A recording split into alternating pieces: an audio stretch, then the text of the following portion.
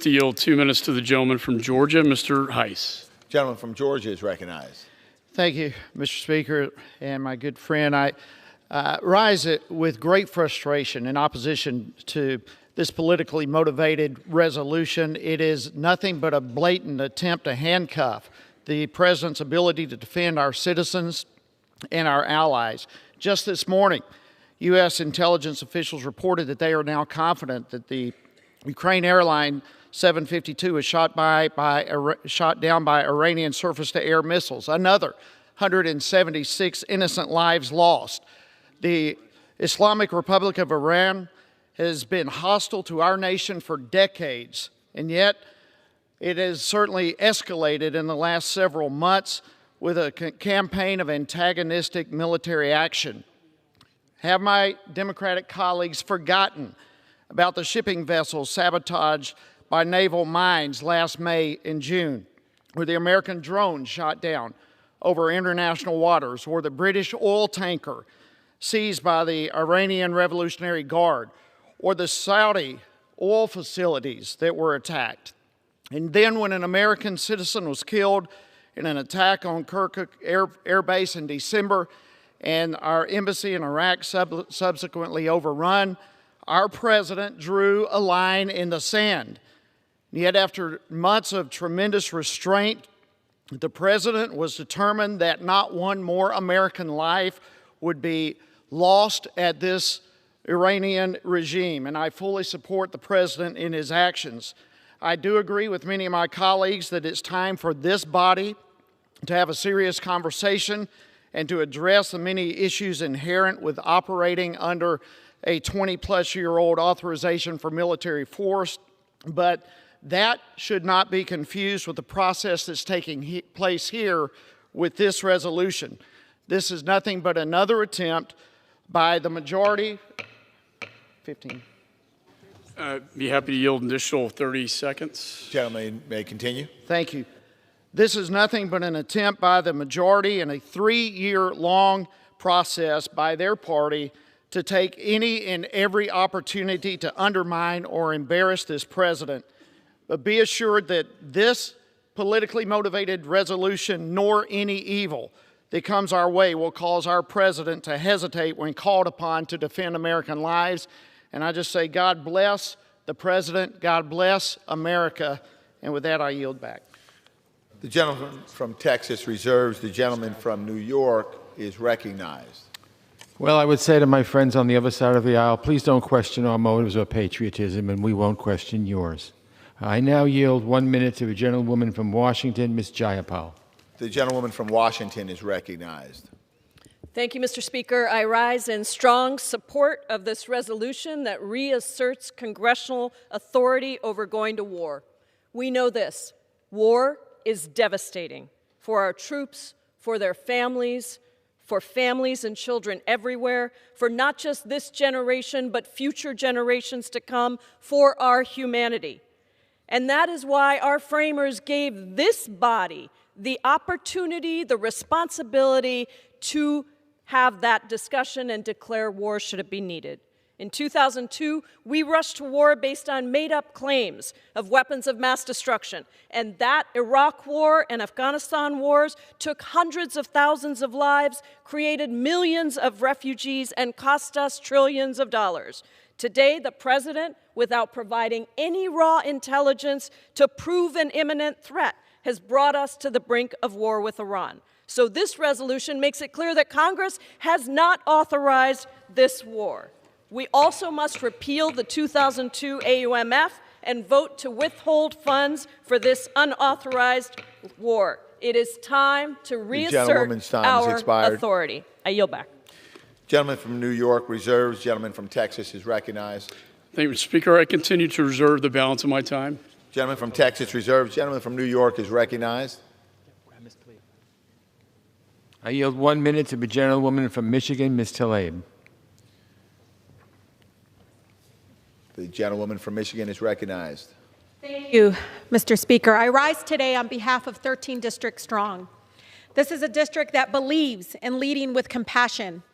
They believe in a full stop to endless violent wars that only result in loss of life and the destruction of lives forever changed. For us, Mr. Speaker, it is important to protect our democracy and promote global peace. We must remove political motives and for-profit schemes from the decision-making process to go to war. If we don't, it would only lead to more warfare and death. We cannot allow a process that is tainted, secretive, or encompasses lies to make that choice. We need a country that easily chooses peace for generations to come. I proudly represent a district that believes in the rule of law. That is why I rise today as their voice in support of a war powers resolution that will give them a say in whether or not our country goes to war. Thank you. The gentleman from New York reserves. The gentleman from Texas is recognized. Thank you, Mr. Speaker. I'm pleased to yield 3 minutes to the gentleman from Tennessee, Mr. Green. The gentleman from Tennessee is recognized. Thank you, Mr. Speaker. I rise in complete opposition to this resolution.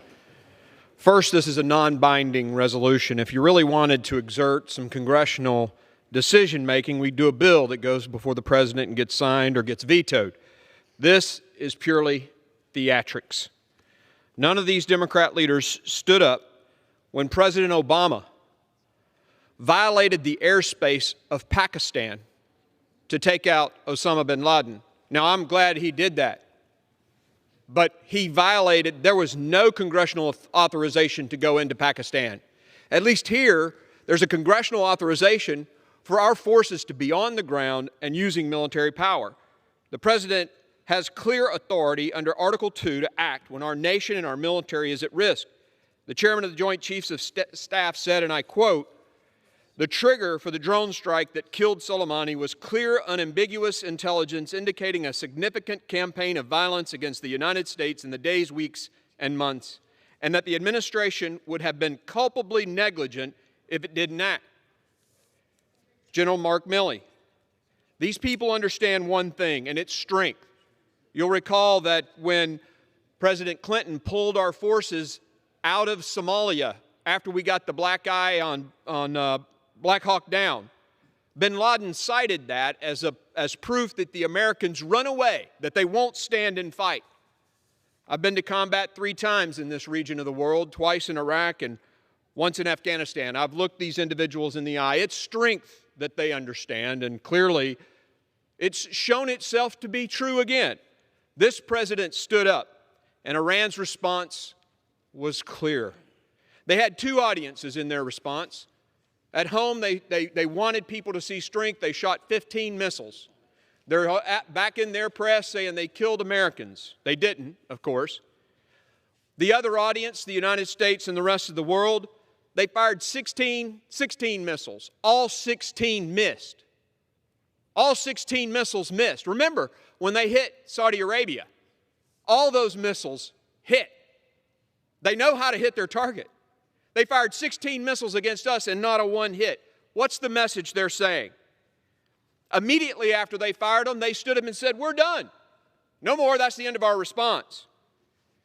They told the Shia militia groups to stand down. And Muqtada al-Sadr said to his people today, stand down. They respond to strength. And our president did the right thing. He was a strong response to storming sovereign U.S. territory of an embassy with 6,000 people, killing American contractors and wounding American soldiers with a rocket attack. Mr. Speaker, this president made a strong response, and it's shown itself to work. I yield. Gentleman from Texas reserves. Gentleman from New York is recognized. Thank you. I just can't really believe what I just heard. It was the 2001 AUMF specifically authorized our going after Osama bin Laden.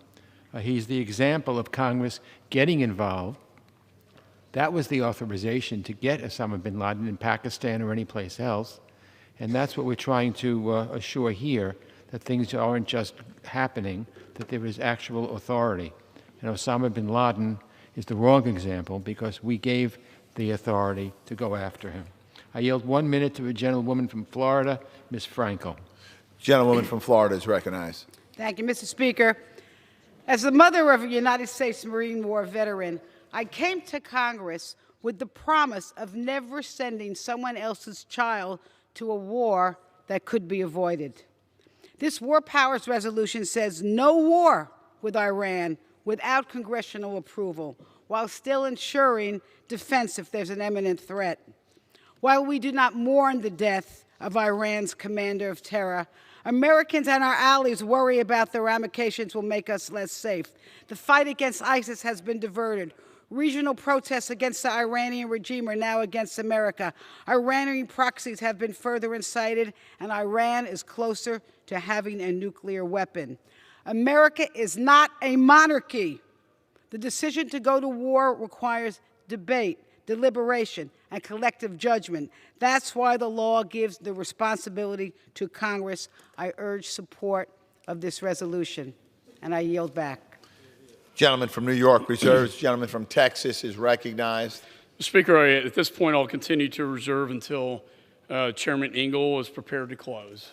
Gentleman from Texas reserves. Gentleman from New York is recognized. I yield 1 minute to the gentleman from Michigan, Mr. Kildee. The gentleman from Michigan is recognized. Thank you, Mr. Speaker, and I thank my friend, Mr. Engel, for yielding. I'm troubled by aspects of this debate. I think it's fine that we have different views, but to hear some on the other side characterize the position of those who support this resolution as somehow not loving the country as much as they do, when it's our country as well that we pledge to defend. It's the same veterans on this side of the aisle that put themselves in harm's way as the veterans on the other side of the aisle. There's no distinction in the battlefield. We love our children and want to defend them as much as we know you do as well.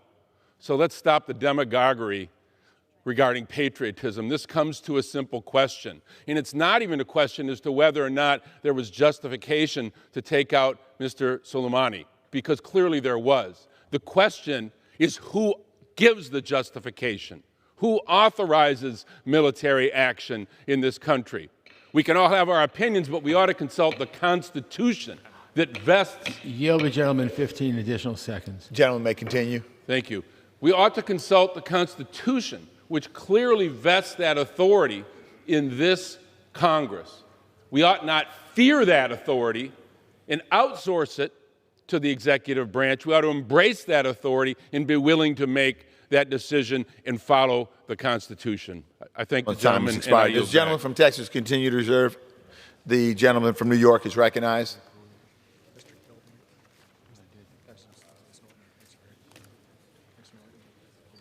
I now yield 1 minute to the gentlewoman from the District of Columbia, Ms. Norton. The gentlewoman from the District of Columbia is recognized.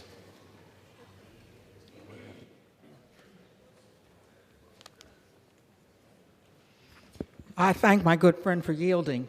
Congress has long been absent without leave from its constitutional responsibility to authorize war before it occurs. From Vietnam to Iran, the verdict on the War Powers Act is clear. You lose it if you do not use it. Congress chafes at outside presidential power, but has failed to exercise its own advice and consent power on war. Iran has stepped back for now from the brink of war following the killing of General Soleimani. But a strong bipartisan 69% of the American people say that war with Iran is now more likely. No wonder, considering that we have just deployed 15,000 more troops to the region. Trying to get answers after the fact, as Congress did in yesterday's briefing, yielded frustration, not answers. Unchecked executive power unbalances the safeguards against arbitrary power the framers built into our Constitution. With passage of today's resolution, we will reclaim that balance by reinserting Congress into decisions to go to war. The gentleman from Texas continue to reserve. The gentleman from New York is recognized. Okay. I now yield 1 minute to a very valued member of the Foreign Affairs Committee, the chairman of the Subcommittee on the Middle East, North Africa, and International Terrorism, the gentleman from Florida, Mr. Deutsch. Gentleman from Florida is recognized. Mr. Speaker, I rise in support of this War Powers resolution, and I thank my colleague from Michigan, Representative Sletkin, for leading this effort today to assert Congress's rightful authority and to defend our solemn constitutional duty. None of us want to see our brave men and women sent into another war. To be clear, this vote is not about telling the administration that the president can't defend this country. My colleagues know that. They understand it. I strongly reject any implication that somehow by supporting this resolution, we don't take our national security and the safety of our service members seriously. To the contrary, nothing we do today limits the ability to respond to a real and imminent threat or defend this country and our interests. To assert so is simply false, and it is reckless. Today, we're telling the president that if there is a serious threat to the United States, our national security requires that a solemn decision is made to engage U.S. forces. The elected representatives of this body have to have. The gentleman may continue. I thank my friend. The elected representatives of the American people need to have that case made to them. Congress needs to have a robust debate about any authorization for the use of military force. I urge my colleagues to vote yes. I urge my colleagues to uphold the Constitution. And I yield back. Does the gentleman from Texas continue to reserve? Gentleman from New York is recognized. I yield 1 minute to the gentleman from Florida, Mr. Getz. Gentleman from Florida is recognized. I take a backseat to no member of this body when it comes to defending the president. This resolution offers no criticism of the president, no critique. It doesn't criticize the president's attack on Soleimani. Matter of fact, this resolution doesn't even say Soleimani's name in it. Yet it does articulate our very robust basis for self-defense, at times even peremptory self-defense to defend our troops. And it also articulates our non-delegable duty as members of the United States Congress to speak to matters of war and peace. I represent more troops than any other member of this body. I buried one of them earlier today at Arlington. And that sergeant died a patriot and a hero. If the members of our armed services have the courage to go and fight and die in these wars, as Congress, we ought to have the courage to vote for them or against them. And I think it's ludicrous to suggest that we are impairing the troops from doing their job by not doing our job articulated in the Constitution to speak to these matters of war and peace. I support the president. Killing Soleimani was the right decision, but engaging in another forever war in the Middle East would be the wrong decision, and that's why I'm voting for this resolution, and I yield back. Gentleman from New York reserves. Does the gentleman from Texas continue to reserve? Gentleman from New York is recognized. I yield 1 minute to the gentleman from Massachusetts, Mr. Moulton. Gentleman from Massachusetts is recognized. Mr. Speaker, the system of checks and balances is broken. Last week's airstrike proves it. After the strike, the administration produced a vague document that attempts justifying America's push to the brink of war. Mr. Chairman, I fought in a war started by a president with false and trumped-up intelligence. We cannot let this president do the same. Americans deserve to read the declassified report so they can judge for themselves whether the strike was worth the risk. They'll find an administration shooting from the hip with no strategy to deal with Iran. It's time for Congress to lead and exercise the authority the founders gave us in Article 1, Section 8 of the Constitution. It's time to tell the president he cannot send our troops to war with Iran without a strategy and without the consent of their representatives. I yield back. The gentleman from New York reserves. Does the gentleman from Texas continue to reserve? The gentleman from New York is recognized. I yield 1 minute to the gentleman from Maryland, Mr. Brown. The gentleman from Maryland is recognized. Thank you, Mr. Speaker. President Trump's strategy to counter Iran has failed. He has allowed Iran to restart its nuclear weapons program, disrupted our operations countering ISIS, continues to undermine our relationship with NATO allies, and has led America to the brink of a new and unnecessary war. As someone who served in Iraq, I understand the costs of war, how our soldiers put their lives on the line, and the impact these decisions have on military families. Our founders entrusted Congress with the responsibility to declare war. Congress owes it to the American people and our men and women in uniform to carry out that responsibility. It's time for Congress to declare that war with Iran is not in the best interests of the American people. It is time for Congress to repeal the 2002 AUMF and dramatically restrict the 2001 AUMF. And until we can do that, we must prevent the President from unilaterally committing the United States to yet another war in the Middle East. And I yield back. Gentleman from New York reserves. Does the gentleman from Texas continue to reserve? No, Mr. Speaker, I'm pleased to yield 2 minutes to the gentleman from Pennsylvania, Mr. Kelly. The gentleman from Pennsylvania is recognized. Thank you, Mr. Speaker, and I thank the chairman.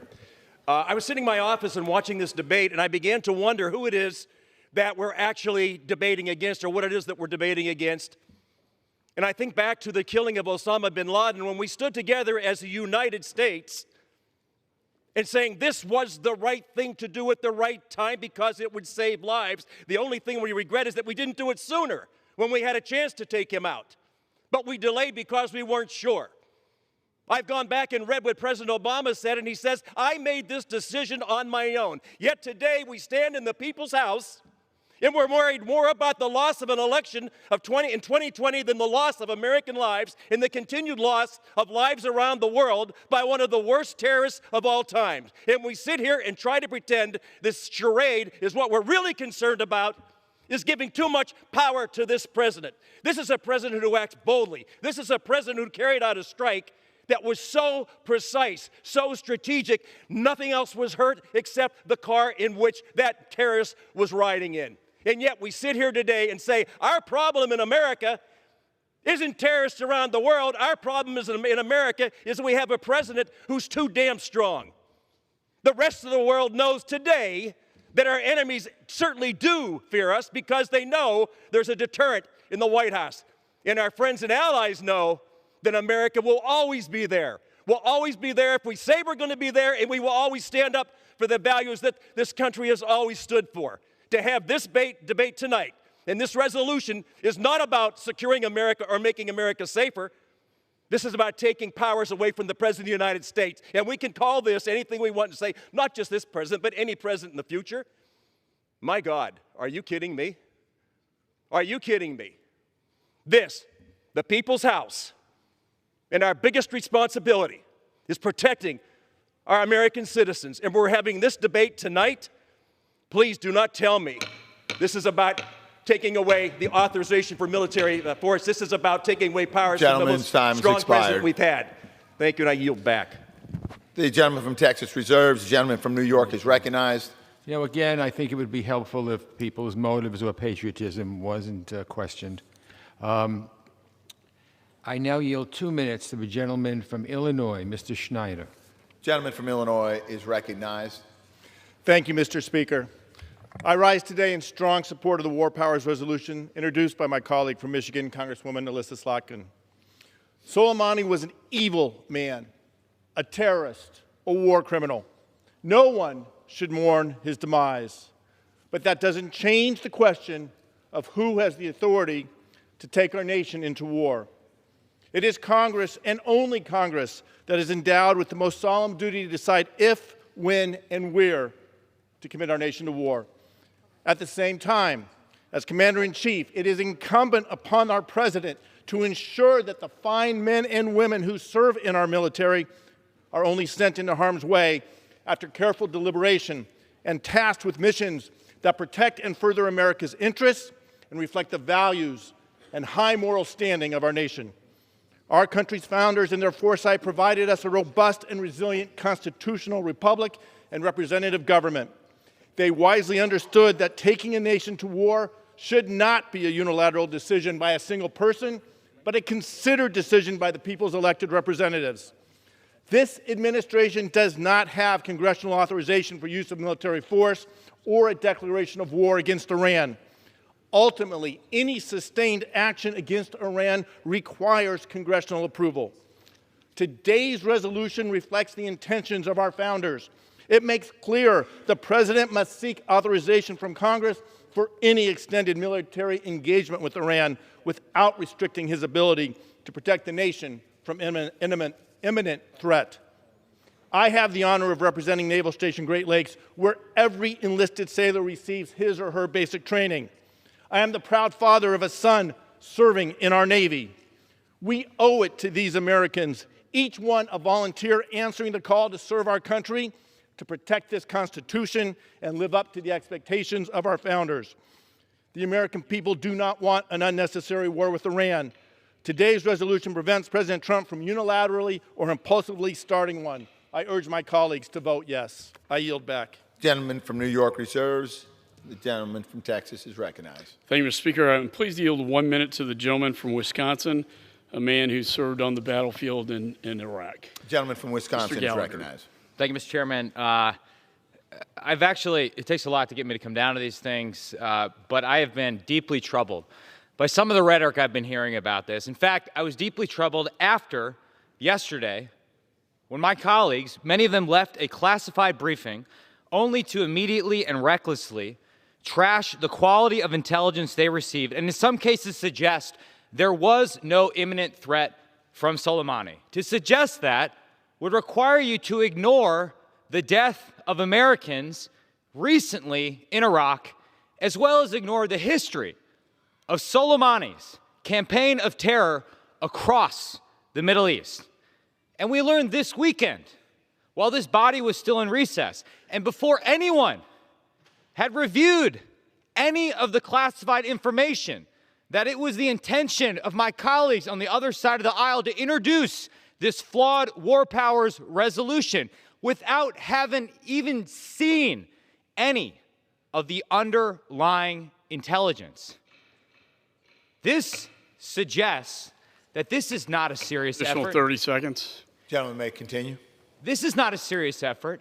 This is a political effort that will have the practical effect only of undermining our military deterrent in the Middle East, which for the first time in a long time is actually stronger. And I think this does a service not only to our personnel in the region, but ultimately to the Iranian people. And what the Iranian regime fears more than anything else, more than the American military and the President of the United States, is its own people. And that is the reason Soleimani's death squads have gunned down Iranian civilians in the streets. And we look forward to the day when the Iranian people can be free of their evil, barbarous, reckless regime, and I applaud the administration's actions. Gentleman from Texas reserves. The gentleman from New York is recognized. May I inquire how much time I have? It has 4 minutes remaining. 4 minutes. I yield 1 minute to the gentleman from Colorado, Mr. Crow. Gentleman from Colorado is recognized. Mr. Speaker, our founders vested in Congress the solemn responsibility of sending our sons and daughters to war.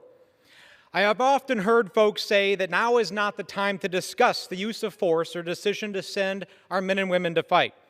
I heard that in 2003 when I was carrying a rifle in Baghdad. I heard it again in 2004 and 2005 when I was leading my unit through the mountains of Afghanistan. And I am hearing it again today in the halls of Congress. In the last 19 years, more than 7,000 Americans have given their lives in these conflicts. 53,000 have been wounded, and we have spent over $4 trillion of taxpayer money. Do not believe the fear-mongering. This resolution does nothing to prevent the President from protecting the nation against imminent threats. I have spent years fighting to keep Americans safe and will continue to do so. I may have laid down my rifle, but my oath to this country endures. I will fight to ensure that we are having a discussion about when to send our men and women, our sons and daughters, and our sisters and brothers into harm's way. It is time to have this debate. Mr. Speaker, I yield back. The gentleman from New York reserves. The gentleman from Texas is recognized. Mr. Speaker, at this point, I'm continue to reserve until the chairman is prepared to close. Gentleman from Texas reserves. Gentleman from New York is recognized.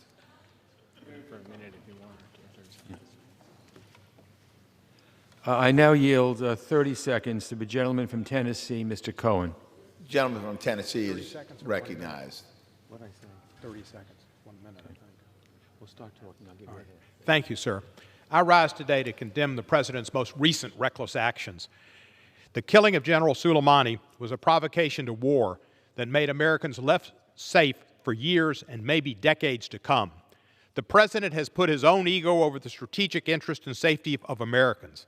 What he has accomplished with these actions is to make Soleimani a martyr for a generation of militant Middle Eastern foes that we have. It has united the Iranian people not against their government, but against us. It is the responsibility of the President. Gentleman, additional 30 seconds. The gentleman may continue. It's the responsibility of the President and Congress to keep us safe. And the Founding Fathers knew that the collective wisdom of the people's representatives was better at doing that than one person. I just visited the SCIF, and there is still not any report on any imminent danger claim that might have been made. The American people and Congress deserve to know what the threat allegedly was, given the inevitability of Iranian retaliation. The two greatest powers Congress has is impeachment and declarations of war. We are here today on both of those issues because of a reckless, lawless, and impetuous president. I yield back the balance of my time. Gentleman from New York reserves. Members are reminded to refrain from engaging in personalities toward the President. Does the gentleman from Texas continue to reserve? Gentleman from New York is recognized. I now yield 1 minute to very distinguished gentleman from the Foreign Affairs Committee, Mr. Meeks of New York. And for how much time? 1 minute. Okay. Gentleman from New York is recognized. The President should not be able to commit the U.S. recklessly and flagrantly to war. That is the reason there are constitutional mandated checks and balances. The President escalated hostilities with Iran and did not demonstrate any imminent threat nor strategy as to why. He clearly did not make our country safer, quite the opposite. It is not a sign of strength, as some of my colleagues suggest. It was an unchecked sign of more disarray and lack of strategic thinking. We have seen what happens when we don't have a plan for what comes next, when we take out a bad actor without thinking through long-term consequences. We have lost too much blood and tears and treasure to ever allow that to happen again. I support and employ my colleagues to support this resolution for the sake and the state of future generations. I love this country. This is the greatest country in the world because we have checks and balances. I yield back. The gentleman from Texas is recognized. I continue to reserve my time. Gentleman from Texas reserves. Gentleman from New York is recognized. Yeah, I reserve my right to close. Gentleman from New York reserves. Gentleman from Texas is recognized.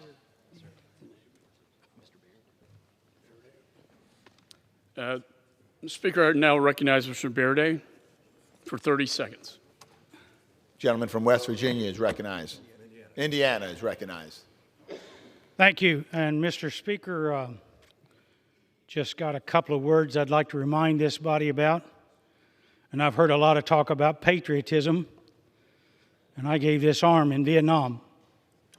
And I've got a lot of good friends whose names are on the Vietnam Wall. So don't talk to me about patriotism and how much I love this country when we're standing here debating an issue that we all know is not going anywhere. And the last thing I would say to you is while I was serving in Vietnam, there were many occasions when I didn't have the ability to do what I thought was necessary. I'd just say to you that this body couldn't make up their mind whether they wanted to be in that war or not. And I suggest we get with the right program and do it now. Thank you. Gentleman from Texas is recognized. Speaker, I'm prepared to close. And I yield myself the balance. Gentleman is recognized. Speaker, I'm strongly in favor of exercising our Article I authorities for matter as grave as war and peace. But the fact is we are not at war with Iran, and the President is not trying to start a war with Iran. I met with the President earlier today. He told me that if this resolution passes, it will take all of his power to negotiate with Iran off the table. And that is the worst thing that we could do. Yesterday, he called for making a deal that allows for Iran to thrive and prosper. prosper. The president is making the choice to move towards de-escalation. The premise of this resolution is flawed because we are not engaged in hostilities with Iran.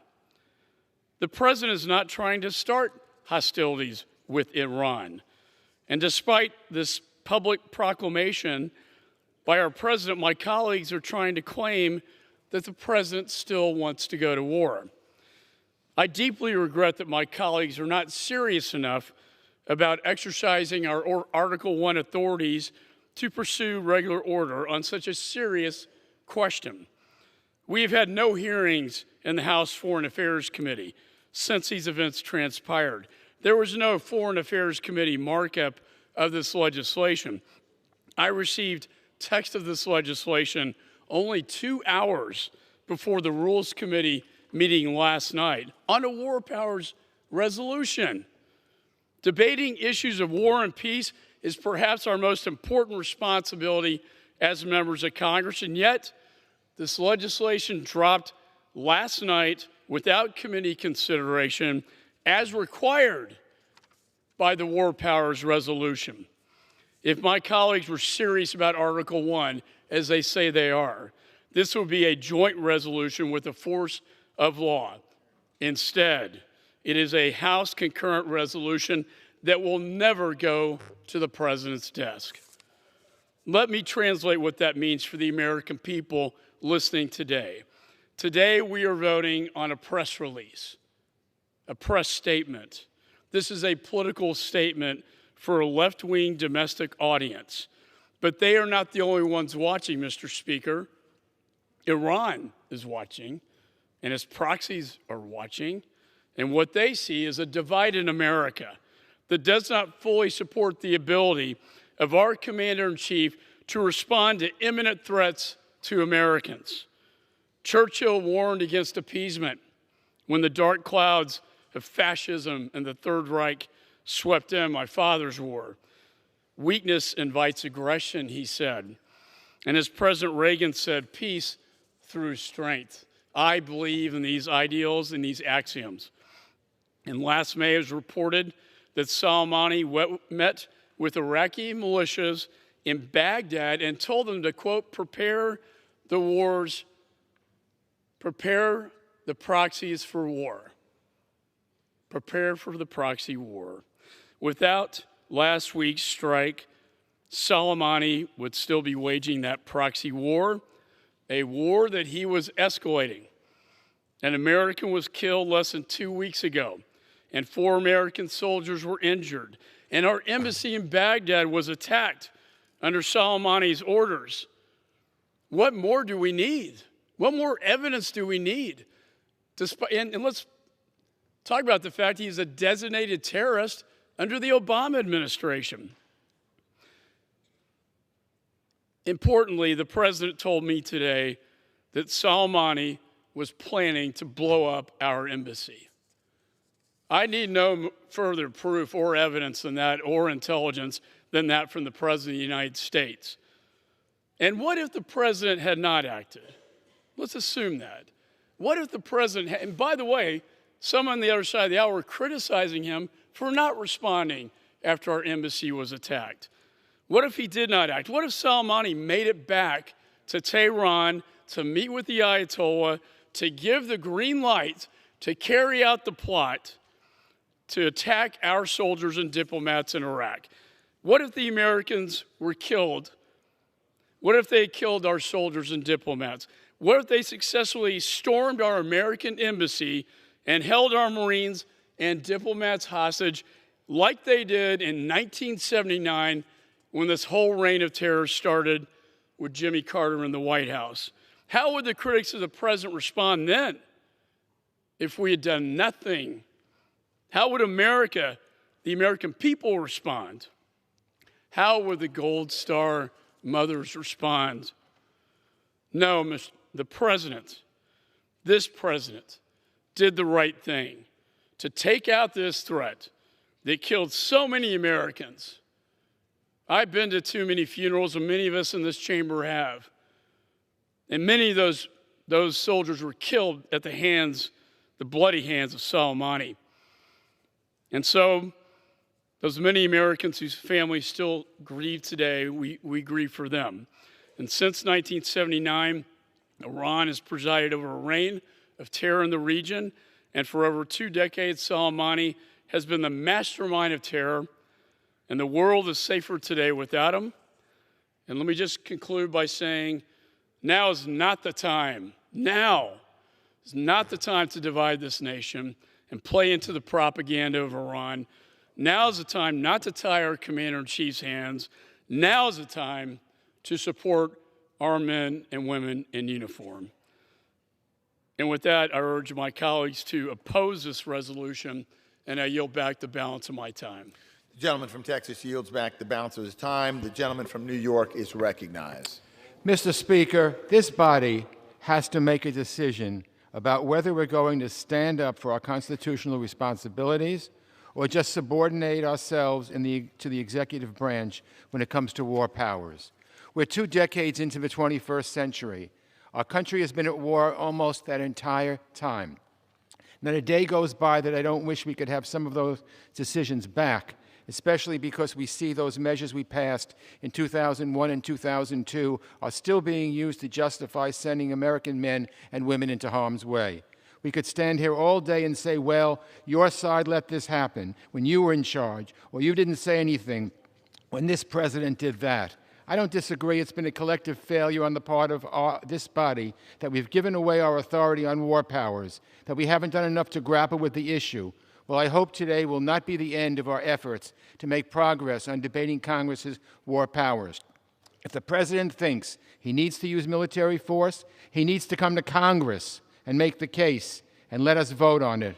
I urge my friends on both sides of the aisle, support this resolution. This is the beginning of Congress taking back its authority. Thank you. The gentleman from New York yields back the balance of his time. All time for debate has expired. Pursuant to House Rule 781, the previous question is ordered on the concurrent resolution as amended. The question is on adoption of the concurrent resolution. Those in favor say aye. Aye. Those opposed, no. No. The ayes have it. The concurrent resolution is agreed to. Okay.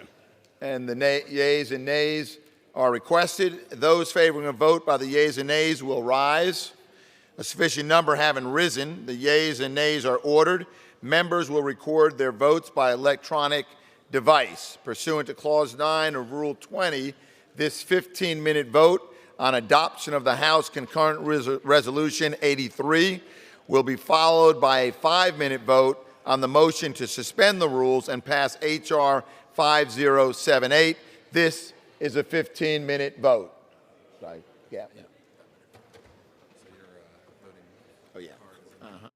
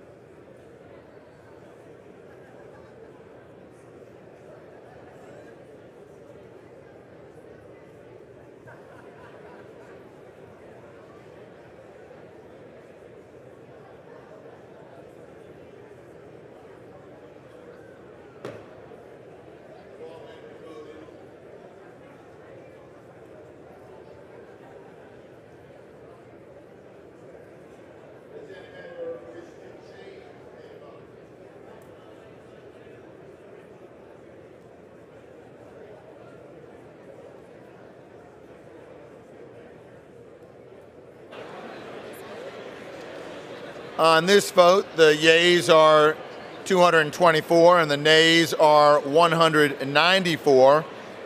The current resolution is adopted. Without objection, the motion to reconsider is laid on the table.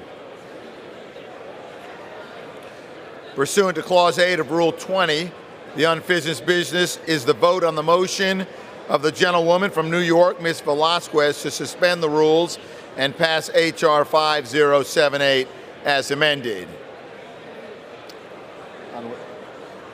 on which the yeas and nays are ordered. The clerk will report the title. H.R. 5078, a bill to amend the Small Business Act to provide re-entry entrepreneurship, counseling, and training services for incarcerated individuals and for other purposes. The question is, will the House suspend the rules and pass the bill as amended? Members will record their votes by electronic device. This is a 5-minute vote.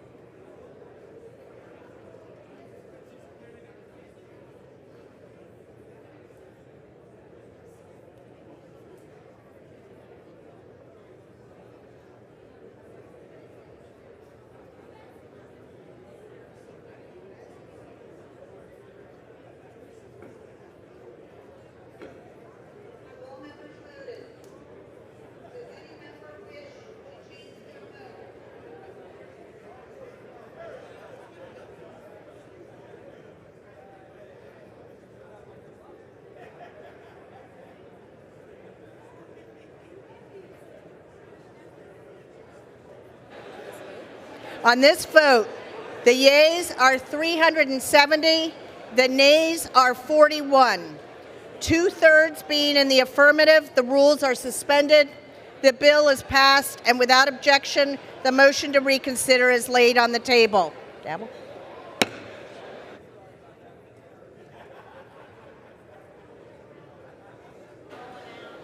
The chair lays before the House the following enrolled bill. H.R. 2467, a bill to amend the Homeland Security Act of 2002 to provide funding to secure nonprofit facilities from terrorist attacks and for other purposes.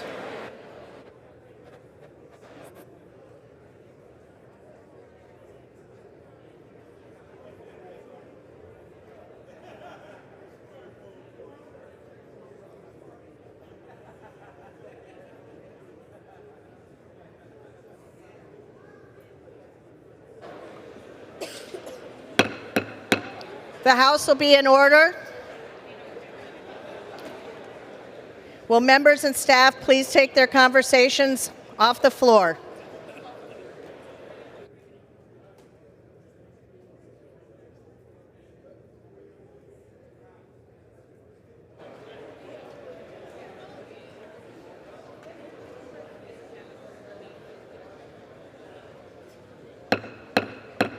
The House will be in order.